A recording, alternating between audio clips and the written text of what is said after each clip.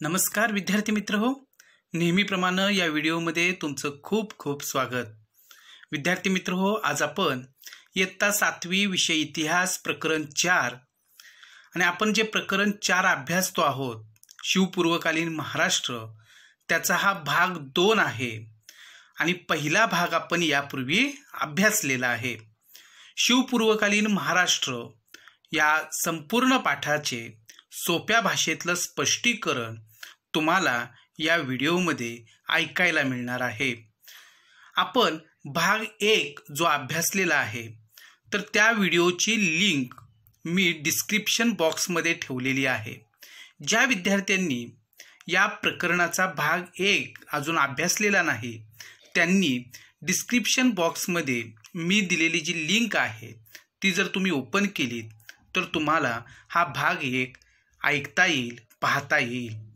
विद्यार्थी मित्र हो, एक तुम्हाला सर्वांना विनंती आहे की ज्या विद्यार्थ्यांनी अजूनही हा चॅनेल सबस्क्राईब केलेला नसेल त्यांनी हा चॅनेल जरूर सबस्क्राईब करा की जेणेकरून तुम्हाला इथून पुढचे सर्व व्हिडिओ आणि त्याचे जे अपडेट्स असतील ते तुम्हाला आपोआपच मिळत राहतील.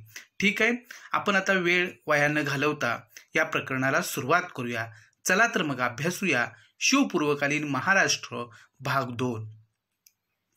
तत्पूर्वी आपण भाग 1 मध्ये काय शिकलो हे थोडक्यात पाहूया. शिवपूर्वकालीन महाराष्ट्रातील विविध सत्ता आपण कोणत्या होत्या हे पाहिलेलं आहे. शिवपूर्वकालीन गाव, कसबा, परगणा यांची सविस्तर माहिती आपण अभ्यासलेली आहे. शिवपूर्वकालीन दुष्काळाचे संकट, विशेष करून इसवी सन 1630चा जो भीषण दुष्काळ महाराष्ट्रामध्ये पडलेला होता आणि या दुष्काळाचे जे परिणाम महाराष्ट्रातील लोकांना सहन करावे लागले होते त्याविषयी आपण जाणून घेतलेला आहे. विद्यार्थी मित्र हो, या भागामध्ये आपण काय शिकणार आहोत तेही जाणून घेऊया. या भागामध्ये आपण वारकरी पंथाचे कार्य समजून घेणार आहोत. विविध संतांचे विचार व त्यांनी केलेलं कार्य आपण जाणून घेणार आहोत आणि या संतांनी महाराष्ट्रासाठी जे काही केलेलं आहे तर त्याची जी फलश्रुती आहे म्हणजे या संतांच्या कार्यातून महाराष्ट्राला नेमकं काय मिळालं आणि त्याच्यातून कोणत्या गोष्टी साध्य झाल्या हे आपण या प्रकरणामध्ये, या भागामध्ये अभ्यासणार आहोत.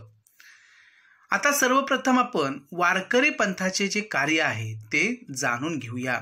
विद्यार्थी मित्र हो, महाराष्ट्र आणि या महाराष्ट्राला संतांची परंपरा लाभलेली आहे आणि महाराष्ट्रामध्ये जो वारकरी संप्रदाय आहे तो सर्व जाती धर्माचा संप्रदाय आहे.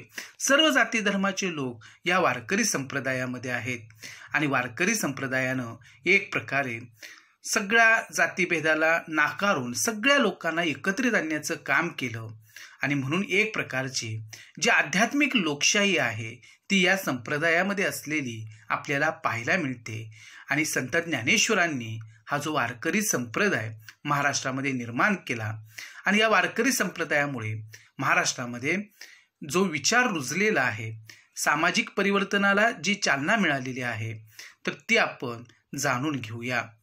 वारकरी पंथाचं कार्य विशेष करून शिवपूर्व काळामध्ये काय होतं तर शिवपूर्वकालीन समाज जो होता, तत्कालीन समाज, तर त्या समाजामध्ये मोठ्या प्रमाणामध्ये अंधश्रद्धा होत्या, कर्मकांडाचा मोठा प्रभाव समाजावरती होता आणि लोक दैववादी मोठ्या प्रमाणामध्ये होते आणि दैववादाच्या आहारी हे लोक गेलेले असल्यामुळं आपलं कर्तव्य काय आहे किंवा आपलं कर्म काय आहे, ते कर्म आपण कसं पार पाडायला पाहिजे हे लोक विसरून गेलेले होते. फक्त दैवावरती भरोसा ते ठेवत होते.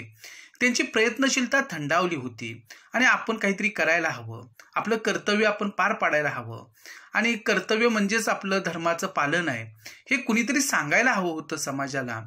कारण लोक प्रयत्नांपेक्षा सुद्धा दैववादावरती भरोसा ठेवू लागलेले होते आणि दैवावरती भरोसा ठेवून माणसाच्या हाती फारसं काही लागणार नव्हतं. परंतु त्या काळामधला जो समाज होता तो अशा प्रकारे ज्या गोष्टी अंधश्रद्धेच्या होत्या, कर्मकांडाच्या होत्या, त्या लोकांनी स्वीकारलेल्या होत्या आणि त्यामुळं दैववादी समाज बनला आणि प्रयत्नवाद मात्र विसरून गेला. रयतेची परिस्थिती हालाकीची बनलेली होती. एकतर परचक्र असेल त्याचबरोबर परकीय सत्ता ज्या प्रकारचा अन्याय अत्याचार या लोकांच्यावरती करत होते, आपल्या रयतेवरती, महाराष्ट्रातील लोकांच्यावरती विशेष करून या सगळ्या गोष्टी होत होत्या. आणि इतर ज्या काही परकीय सत्ता होत्या त्यासुद्धा सागरी मार्गानं आपल्या महाराष्ट्रामध्ये आपलं पाय रोवू लागलेल्या होत्या, आपलं वर्चस्व निर्माण करू पाहत होत्या. आणि अशा वेळेला जनतेचा वाली मात्र कोणीच नव्हता. आणि एकंदरीतच ही समाजाची परिस्थिती, रयतेची परिस्थिती हालाकीची बनलेली होती. आणि समाजात चैतन्य निर्माण करण्याचं कार्य वारकरी पंथाने केले. आणि अशा काळामध्ये समाजामध्ये एक उत्साह निर्माण करण्याचं काम, चैतन्य निर्माण करण्याचं काम, समाजाला योग्य दिशा देण्याचं काम कोणत्या समाजानं केलं तर ते वारकरी पंथानं केलं. आणि या वारकरी पंथाचं जे आराध्य दैवत आहे ते म्हणजे पंढरपूरचे श्री विठ्ठल.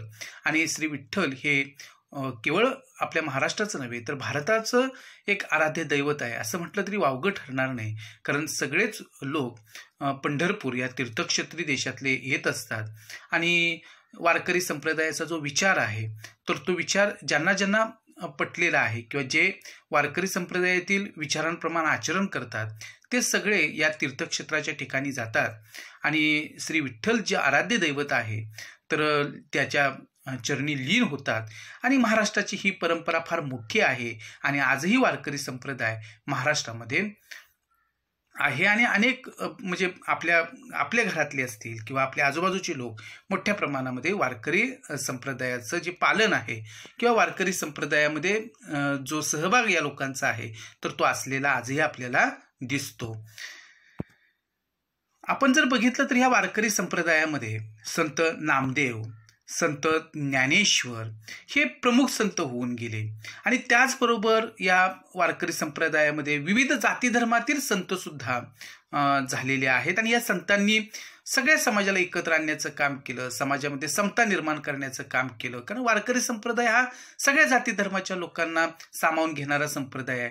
आणि मग सगळे संत सुद्धा वेगवेगळ्या जाती धर्माचे असलेले आपल्याला दिसून येतात.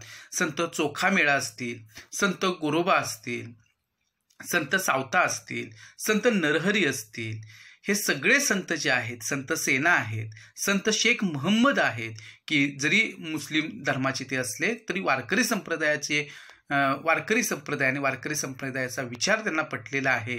आणि वारकरी संप्रदायामध्ये ते होते असे संत शेख महम्मद असतील, संत सोयराबाई, की जसं पुरुष मंडळी संत होऊन गेलेले आहेत. अगदी त्याच पद्धतीनं स्त्रिया सुद्धा या भक्ती परंपरेमध्ये कुठेही कमी नव्हत्या. मग इथे संत चोखोबांच्या पत्नी ज्या आहेत तर त्या संत सोयराबाई असतील, बहीण संत निर्मळाबाई असतील, त्याचबरोबर आपल्याला संत ज्ञानेश्वरांच्या भगिनी संत मुक्ताबाई माहिती आहेत, संत जनाबाई असतील, संत कान्होपात्रा असतील, संत बहिणाबाई सिऊरकर, की संत बहिणाबाई या वेगळ्या आहेत. आणि आत्ताच्या आधुनिक काळातील कवयित्री बहिणाबाई चौधरी या वेगळ्या आहेत.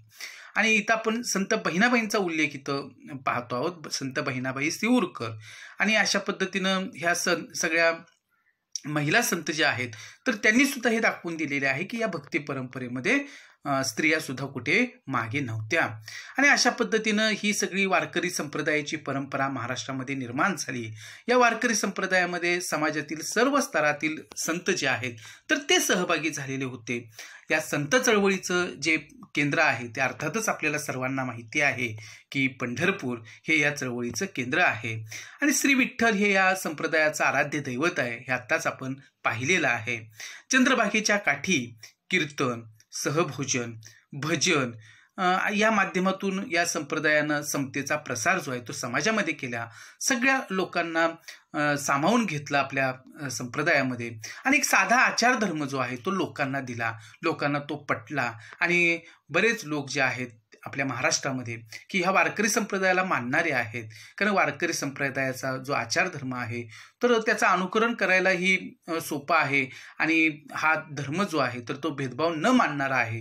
त्यामुळे या धर्माचे विचार जे आहेत तर ते सगळ्या लोकांना पटतात. आणि त्यामुळं सगळे लोक या संप्रदायामध्ये, सगळ्या जाती धर्माचे लोक या संप्रदायामध्ये असलेले आपल्याला दिसून येतात. आपण जर बघितलं तर आषाढी एकादशीला पंढरपूरच्या ह्या ठिकाणी, तीर्थक्षेत्राच्या ठिकाणी, की लाखो लोक लाखो वारकरी एकत्रित येतात आणि ह्या विठ्ठलाची पूजा करतात, त्याच्या चरणी लीन होतात. तर याचं कारण काय आहे की ह्या वारकरी संप्रदायाचा विचारच असा आहे की आपण सगळेजण एक आहोत आणि पंढरपूरचं जे विठ्ठल हे आराध्य दैवत आहे, तर त्याच्या चरणी आपण एकदा लीन झालो, आपलं सगळं मागणं त्याच्याकडे मागितलं की तोही आपल्यावरती प्रसन्न होतो आणि अशा पद्धतीनं सगळे ह्या विठ्ठलाला शरण जात असतात. आणि पंढरपूरच्या या इंद्रायणी नदीच्या काठावरती हा भक्तांचा मेळा जो आहे तर तो दरवर्षी मोठ्या प्रमाणामध्ये जमत असतो आणि हे सगळ्या जाती धर्माचे लोक जे आहेत ते या वारकरी संप्रदायामध्ये आहेत. आता आपण संत नामदेव यांनी वारकरी संप्रदाय आणि ह्या वारकरी संप्रदायासाठी नेमकं काय केलेलं आहे, महाराष्ट्रासाठी काय केलेलं आहे, संत परंपरेमध्ये संत नामदेवांचं योगदान जे आहे ते मोलाचं आहे. त्यांनी नेमकी कोणती कामगिरी पार पाडलेली आहे ते आपण आता जाणून घेऊया. संत नामदेव म्हटलं की वारकरी संप्रदायातील एक श्रेष्ठ संत म्हणून आपण त्यांना ओळखतो. कुशल संघटक व उत्तम कीर्तनकार म्हणून आपण त्यांना जाणतो की ते कुशल संघटक होते, उत्तम कीर्तनकार होते. कीर्तनाच्या माध्यमातून समाज प्रबोधन करण्याचं काम त्यांनी केलेलं आहे. सगळ्या लोकांना त्यांनी एकत्रित केलेलं आहे, योग्य मार्ग दाखवलेला आहे. भेदभाव कुठल्याही प्रकारचा मानू नका असा संदेश त्यांनी लोकांना दिलेला आहे. कीर्तनाच्या माध्यमातून सर्व जाती धर्मात समतेची भावना निर्माण केली आणि कीर्तनाच्या माध्यमातून, कीर्तन हा एक जो काही कला प्रकार आहे आणि या माध्यमातून लोकांना त्यांच्या भाषेमध्ये वेगवेगळ्या उदाहरणांच्या द्वारे जो योग्य विचार आहे तर तो पोहोचवता येतो आणि लोकांच्या मनामध्ये जे अज्ञान असेल, जे अंधश्रद्धा असतील तर त्या काढून टाकता येतात. आणि या कीर्तनाचा प्रभावी वापर जो आहे तो संत एकनाथांनी केला आणि जाती धर्माविषयी जी श्रेष्ठ कनिष्ठतेची भावना समाजामध्ये होती तर ती त्यांनी काढून टाकली आणि समतेची भावना जी आहे तर ती निर्माण केलेली आहे. नाचू कीर्तनाचे रंगी, ज्ञानदीप लावू जगी ही त्यांची प्रतिज्ञा होती आणि कीर्तनामध्ये दंग व्हायचं आणि ज्ञानाचा दिवा जो आहे तर तो सर्वत्र लावायचा, जगामध्ये हा ज्ञानाचा दिवा पेटला पाहिजे असं संत नामदेवांना वाटत होतं. आणि ह्या संत नामदेवांची हीच भूमिका होती की आपण अशा पद्धतीनं हे सगळं ज्ञान जे आहे ते लोकांच्यापर्यंत पोहोचवायचं आणि त्यांनी कीर्तनाच्या माध्यमातून हा विचार जो आहे, समतेचा विचार जो आहे तो लोकांच्यापर्यंत त्यांनी पोहोचवला. त्यांच्या अभंग रचना प्रसिद्ध आहेत की त्यांनी लिहिलेले अनेक अभंग आज उपलब्ध आहेत आणि या अभंगांमधून त्यांनी नेमका कोणता विचार दिला हे आपल्याला दिसून येते. आपण जर बघितलं तर अनेक संतांवर, सर्वसामान्य लोकांवरती संत नामदेवांचा जो प्रभाव आहे तर तो पडलेला होता, कारण ते ज्येष्ठ संत होते. संत ज्ञानेश्वरांच्या अगोदरचे म्हणजे वयाने ते ज्येष्ठ आहेत संत ज्ञानेश्वरांना. आणि अनेक संतांवरती आणि सर्वसामान्य लोकांवरती संत नामदेवांचा मोठा प्रभाव असलेला आपल्याला दिसून येतो. आपल्या विचारांचा प्रसार करत ते थेट पंजाबपर्यंत गेले आणि वारकरी संप्रदायाचा जो विचार आहे तो पंजाबपर्यंत नेऊन पोहोचवण्याचं काम केलं. आणि त्यांचं कार्य एवढं मोठं आहे की हिंदी भाषेमध्ये त्यांनी काही रचना केलेल्या आहेत आणि ह्या रचना ज्या आहेत तर त्या शिखांचा जो पवित्र धर्मग्रंथ आहे गुरु ग्रंथ साहिब तर त्याच्यामध्ये त्या समाविष्ट आहेत. आणि एका मराठी संताच्या अशा पद्धतीच्या रचना ज्या आहेत तर त्या दुसऱ्या धर्माच्या म्हणजे शीख धर्माच्या धर्मग्रंथामध्ये समाविष्ट होतात. हा केवळ संत नामदेवांचा नव्हे तर महाराष्ट्राचा सुद्धा गौरव आहे, कारण महाराष्ट्रानं आणि त्यातही ह्या संतांनी सगळ्यांना जो एकतेचा संदेश दिला त्याच्यामुळंच ह्या ज्या रचना आहेत तर त्या शीख धर्मियांनी सुद्धा स्वीकारल्या आणि आपल्या ग्रंथामध्ये, धर्मग्रंथामध्ये त्याला स्थान देऊन टाकलेलं आहे. त्यांनी लिहिलेली पद शिखांच्या गुरुग्रंथ साहिब या ग्रंथात समाविष्ट आहेत हे आत्ताच आपण पाहिलेलं आहे. भागवत धर्माचा संदेश गावोगावी पोहोचवला. हा भागवत धर्म, हा वारकरी संप्रदायाचा जो विचार आहे तो गावागावापर्यंत पोहोचवण्याचं काम संत नामदेवांनी केलं. पंढरपूर येथील विठ्ठलाच्या महाद्वारासमोर संत चोखामेळा यांची समाधी बांधली हे त्यांचं कार्य अविस्मरणीय आहे.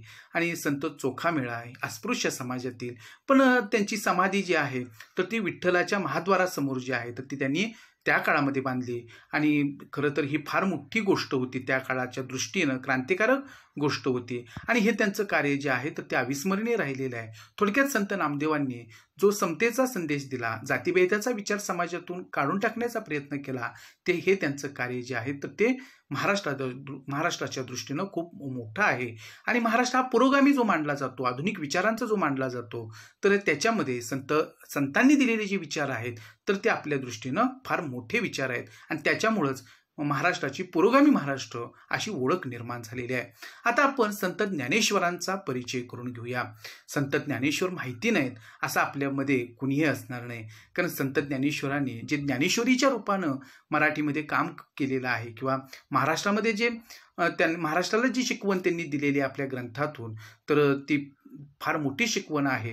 आणि हे सगळं संत ज्ञानेश्वरांचं जे कार्य आहे तर ते आपण इथं जाणून घेऊया. वारकरी संप्रदायातील एक प्रसिद्ध संत म्हणून संत ज्ञानेश्वरांना आपण ओळखतो. भगवद्गीता या संस्कृत ग्रंथाचा अर्थ मराठीत स्पष्ट करणारा भावार्थ दीपिका, की ज्याला आपण ज्ञानेश्वरी असं म्हणतो, तर हा ग्रंथ लिहिण्याचं काम जे आहे ते संत ज्ञानेश्वरांनी केलं. खरं तर भगवद्गीता हा जो ग्रंथ आहे तो मूळ संस्कृत भाषेमध्ये आहे. सर्वसामान्य लोकांना संस्कृत भाषा येत नव्हती आणि मग ह्या गीतेतला जो अर्थ आहे तर तो सर्वसामान्य लोकांना कळत नव्हता. आणि अशा वेळेला संत ज्ञानेश्वरांनी या भगवद्गीतेचं मराठीमध्ये रूपांतर करण्याचं काम केलं.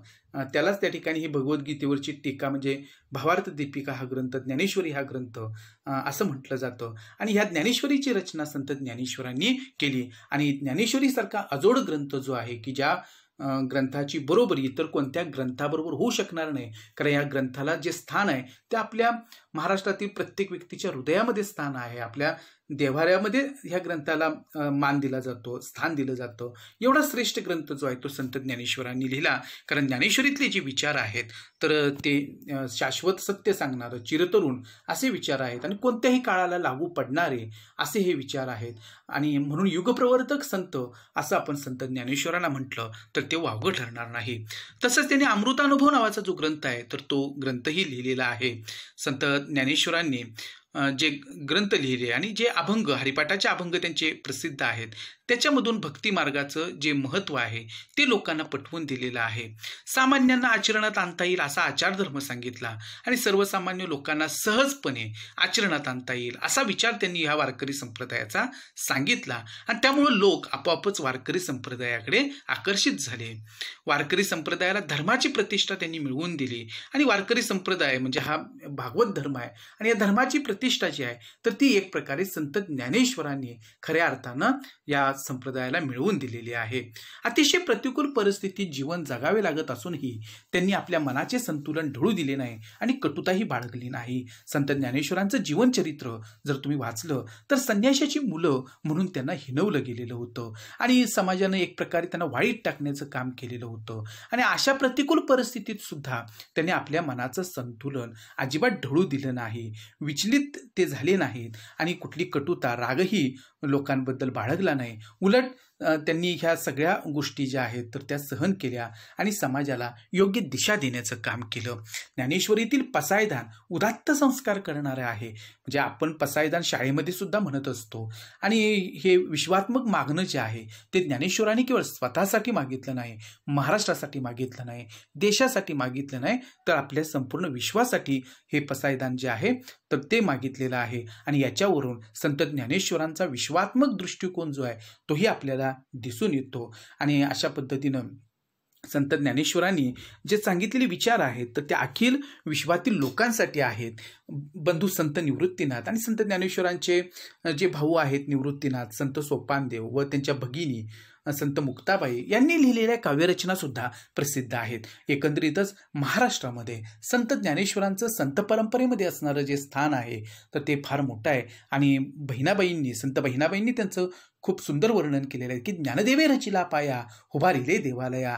म्हणजे ह्या भागवत रूपी मंदिराची उभारणी जी आहे त्या मंदिराचा जो पाया आहे तर तो रचण्याचं काम जर कुणी केलेलं असेल तर ते संत ज्ञानेश्वरांनी केलेलं आहे.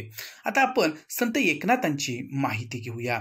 संत एकनाथ म्हणजे महाराष्ट्राच्या भक्ती चळवळीतील एक महान संत आहेत.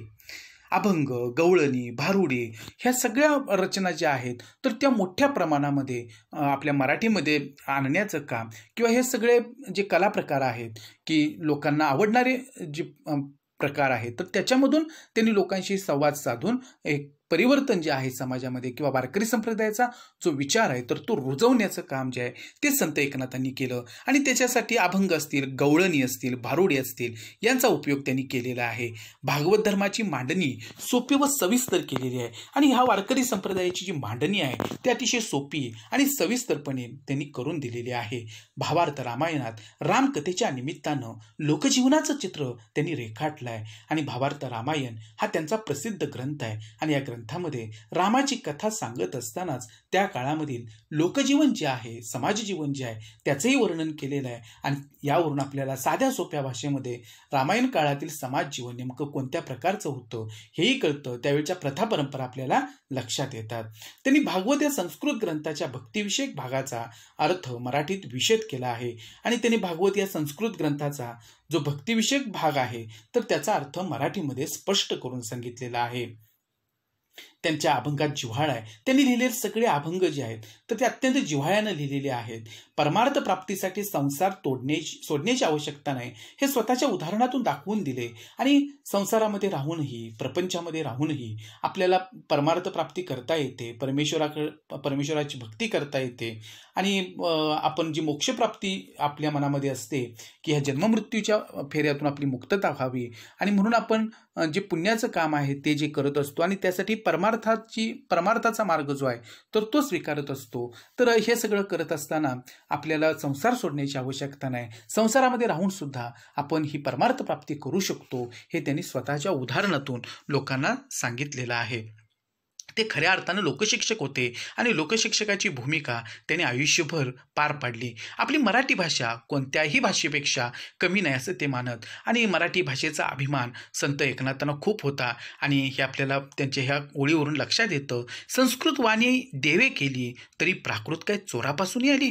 म्हणजे संस्कृत भाषा देवांनी निर्माण केली आणि मग प्राकृतापासून मराठीची निर्मिती झाली आणि मग प्राकृत काय चोरांनी आणली का किंवा चोरांपासून ती निर्माण झाली का असं संस्कृत पंडितांना त्यांनी ठणकावून सांगितलं. आणि आमची मराठी भाषा जी आहे ती किती गोड आहे, किती सुंदर आहे आणि किती श्रेष्ठ आहे हे त्यांनी त्या काळामध्ये ह्या संस्कृत भाषेचा अभिमान बाळगणारे जे संस्कृत पंडित आहेत, मराठीला कमी लेखणारे हे जे संस्कृत पंडित होते तर त्यांना ठणकावून सांगितलेलं आहे.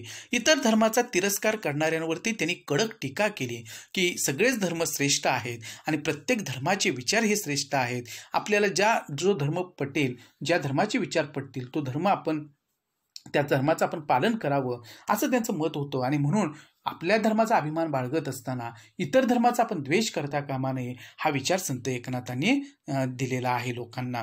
आता आपण संत तुकारामांचं कार्य समजून घेऊया. आता संत तुकाराम की जसं संत ज्ञानेश्वर असतील, संत नामदेव असतील, संत एकनाथ असतील हे जसे आपल्याला माहिती आहेत तसं भागवत संप्रदायामध्ये, वारकरी संप्रदायामध्ये तुका झालासे कळस संत बहिणाबाईंनी फार सुंदर वर्णन संत तुकारामांचं केलेलं आहे आणि या भागवत रूपी मंदिराचा कळस होण्याचं भाग्य ज्या संतांना लाभलं ते म्हणजे संत तुकाराम. संत तुकाराम म्हणजे वारकरी संप्रदायातील एक महान संत आहेत. पुण्याजवळील देहू हे त्यांचं गाव. आपण सगळ्यांनी देहू हे नाव जे आहे तर ते नक्की ऐकलेलं असेल आणि या गावचे संत तुकाराम आहेत. त्यांची अभंग रचना प्रसन्न आणि प्रासादिक आहे आणि संत तुकारामांचे जे अभंग आहेत, संत तुकारामांची जी गाथा आहे तर त्या गाथेतील सगळे अभंग जे आहेत ते अत्यंत प्रसन्न आहेत आणि प्रसाद हा गुण जो आहे साहित्याचा तर तो त्यांच्या अभंगांमध्ये ओतप्रोत भरलेला आहे. त्यांच्या अभंगांना श्रेष्ठ कवित्वाची उंची लाभली आहे आणि त्यांच्या अभंगातील कित्येक ओळींना सुभाषितांचं स्वरूप प्राप्त झालेलं आहे. संत तुकारामांची गाथा ही मराठी भाषेचा अमोल ठेवा आणि संत तुकारामांनी लिहिलेले सगळे अभंग, संत तुकारामांची अभंग गाथा या ग्रंथामध्ये समाविष्ट आहेत आणि मराठी भाषेचा एक अनमोल असा ठेवा जो आहे की ज्याचं मोल करता येणार नाही तर तो अनमोल ठेवा म्हणजे ही संत तुकारामांची गाथा आहे आणि ही गाथा जी आहे ती मराठी भाषेचं भूषण आहे.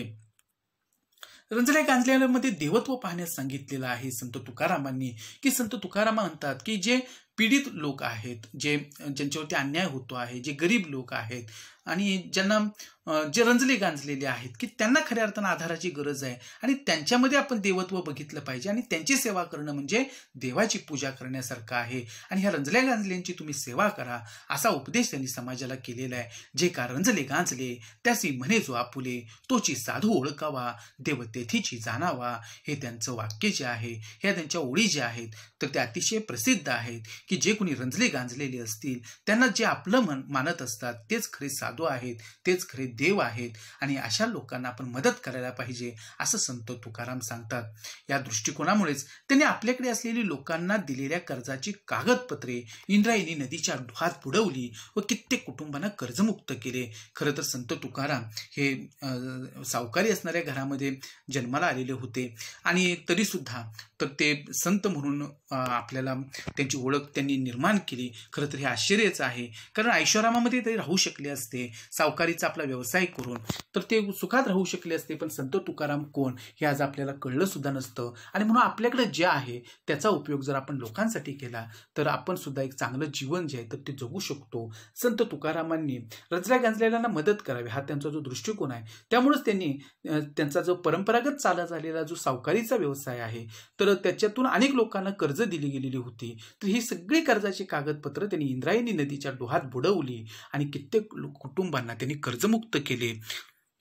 समाजातील दांभिकता म्हणजे ढोंगीपणा व अंधश्रद्धा यांवर कडक शब्दात टीका केली आणि संत तुकारामांनी नेहमीच दांभिकतेवरती, अंधश्रद्धेवरती आपल्या शब्दांचे आसूड जे आहेत तर ते ओढलेले आहेत आणि समाजातला हा ढोंगीपणा, ह्या अंधश्रद्धा नष्ट झाल्या पाहिजेत असं त्यांना मनोमन वाटत होतं. त्यांनी भक्तीला नीतीची जोड दिली आणि सद्मार्ग जो आहे तो लोकांना दाखवण्याचं काम जे आहे तर ते त्यांनी केलेलं आहे.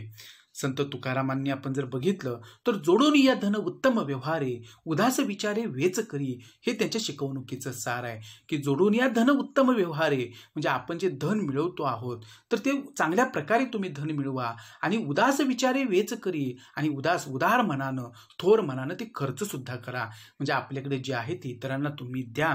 हे त्यांच्या शिकवणुकीचं काय आहे, सार आहे, तत्व आहे. समाजातील कर्मठ लोकांनी ते करीत असलेल्या लोकजागृतीला विरोध केला आणि समाजामध्ये जे कर्मठ लोक होते, धर्माला चिकटून राहणारे जे लोक होते आणि धर्माभिमानी जे लोक होते त्यांना कर्मठ असं म्हटलं जातं, तर त्यांनी ह्या संत तुकारामांच्या लोकजागृतीला विरोध केलेला आहे.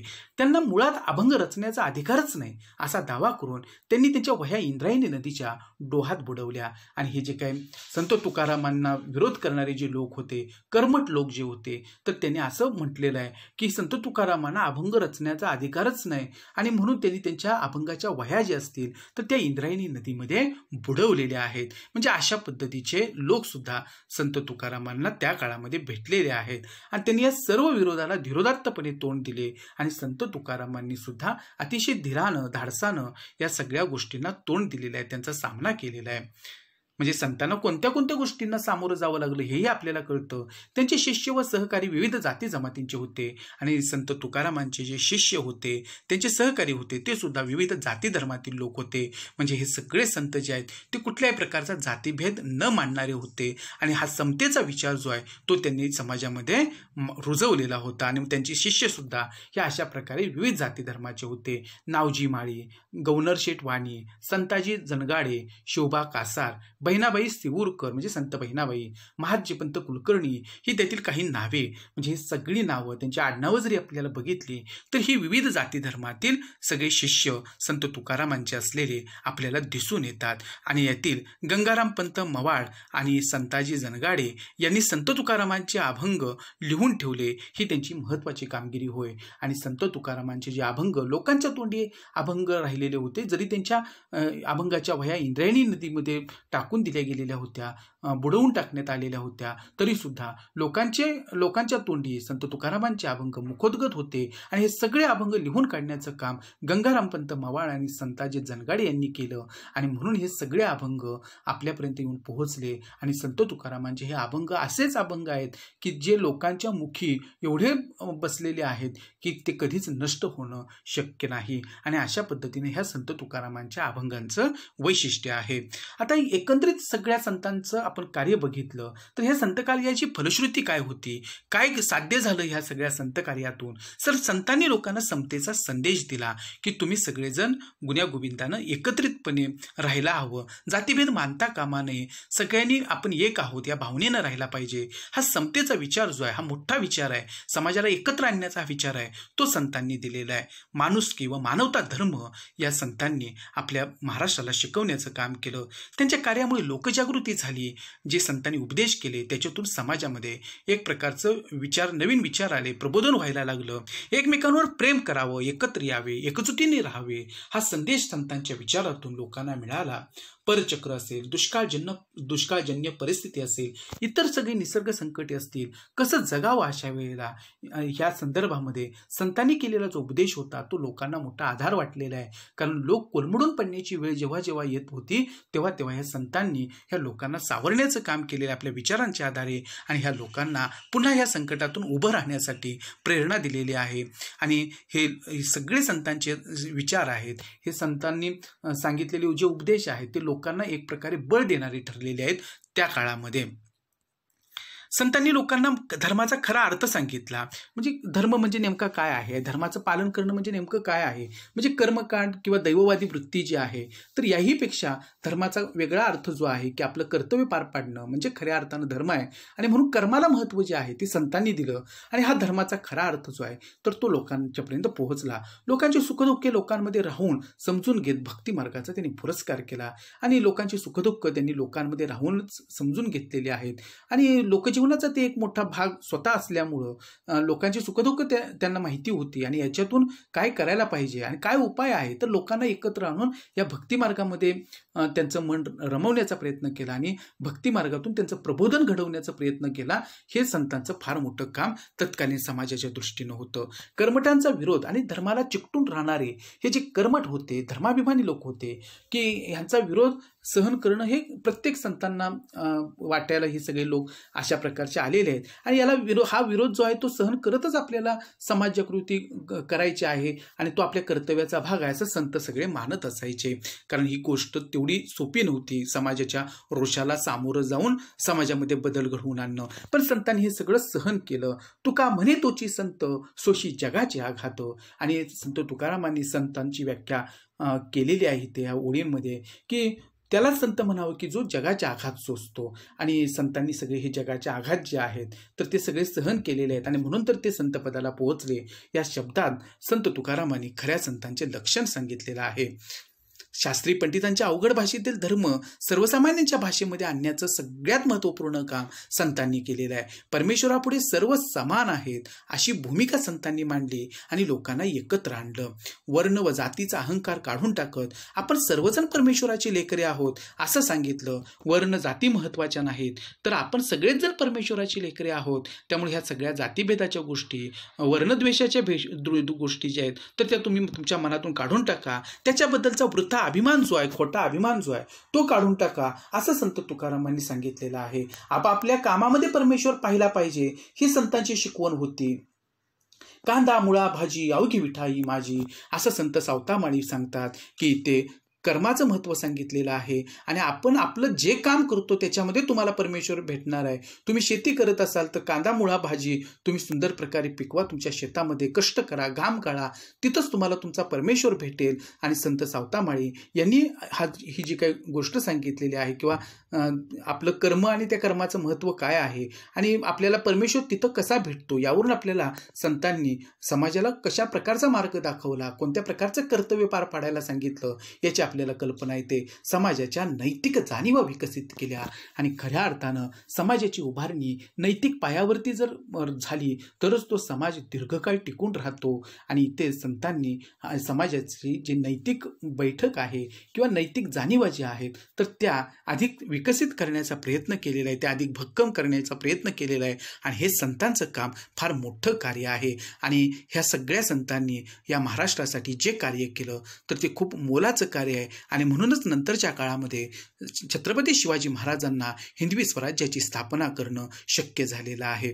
आता आपण इथे आपल्याला पुस्तकामध्ये एक चर्चा करायला विषय दिलेला आहे की पंढरपूरच्या वारीविषयी अधिक माहिती मिळवून पुढील मुद्द्यांविषयी चर्चा करा. आपल्या घराघरामध्ये वारकरी संप्रदाय येऊन पोहोचलेला आहे. आपल्या घरातील एक तरी माणूस दरवर्षी वारीला जातो. त्यामुळे आपल्याला ही चर्चा करणं फार सोपं आहे. वारकरी वारीला कोणत्या महिन्यात जातात आपल्याला माहिती आहे. तुम्ही पुन्हा एकदा त्याच्यावरती घरी चर्चा करा, मित्रांमध्ये चर्चा करा. वारीचं नियोजन कसं असतं आणि जवळपास 21 दिवस ही वारी चालत असते आणि मग त्याचं संपूर्ण नियोजन कित्येक महिन्या अगोदर चालू असतं. तर ती सगळी माहिती जी आहे तर ती तुम्ही काढून घेऊ शकता आणि त्या पद्धतीनं ही वारी कशी चालते आणि त्या वारीमध्ये नेमक्या कुठल्या गोष्टी असतात आणि काय हे सगळे वारकरी ह्या वारीमध्ये सामील होतात हे आपल्याला कळण्यास मदत होईल. आणि महाराष्ट्राची ही जी वारकरी संप्रदायाची परंपरा आहे ती सुद्धा आपल्याला समजायला मदत होईल.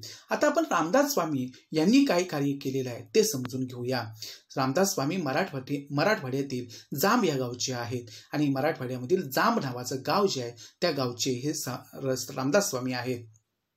त्यांनी बलोपासनेचं महत्त्व स्पष्ट केलं आणि बलोपासना जी आहे की बळाची उपासना जी आहे तर ती किती महत्त्वाची आहे आणि त्याची गरज का आहे महाराष्ट्राला हे त्यांनी पटवून दिलं. मराठा तितुका मेळवावा, महाराष्ट्र धर्म वाढवावा. आणि हा त्यांचा संदेश जो आहे तर तो प्रसिद्ध आहे की मराठा म्हणजे विशिष्ट समाज नव्हे तर इथं मराठा म्हणजे महाराष्ट्रातील प्रत्येक व्यक्ती की महाराष्ट्रामध्ये राहणारा प्रत्येक मराठी माणूस आणि त्या सगळ्यांनी एकत्र यावं आणि हा महाराष्ट्र धर्म जो आहे तर तो वाढवावा असा संदेश संत रामदासांनी लोकांना दिलेला आहे. दासबोध हा त्यांचा प्रसिद्ध ग्रंथ आहे. त्याचबरोबर करुणाष्टके, मनाचे श्लोक या साहित्यातून जनतेला त्यांनी व्यावहारिक शिक्षणाचे धडे देण्याचं काम केलं. म्हणजे दासबोध असेल, करुणाष्टके असतील, मनाचे श्लोक असतील की हे आजही घरोघरी त्या ठिकाणी मनाचे श्लोक म्हटले जातात. तुम्हा मुलांचे हे मनाचे श्लोक पाठ आहेत आणि दासबोध या ग्रंथाला सुद्धा खूप मोठं स्थान जे आहे ते आपल्या महाराष्ट्रामध्ये आहे. आणि व्यावहारिक शिक्षणाचे धडे तत्कालीन समाजाला देण्याचं काम समर्थ रामदासांनी केलेलं आहे. लोक चळवळीचे व लोकसंघटनेचं महत्त्व त्यांनी पटवून दिलेलं आहे. समर्थ संप्रदाय त्यांनी स्थापन केला. आजही हा संप्रदाय आपल्याला असलेला दिसून येतो.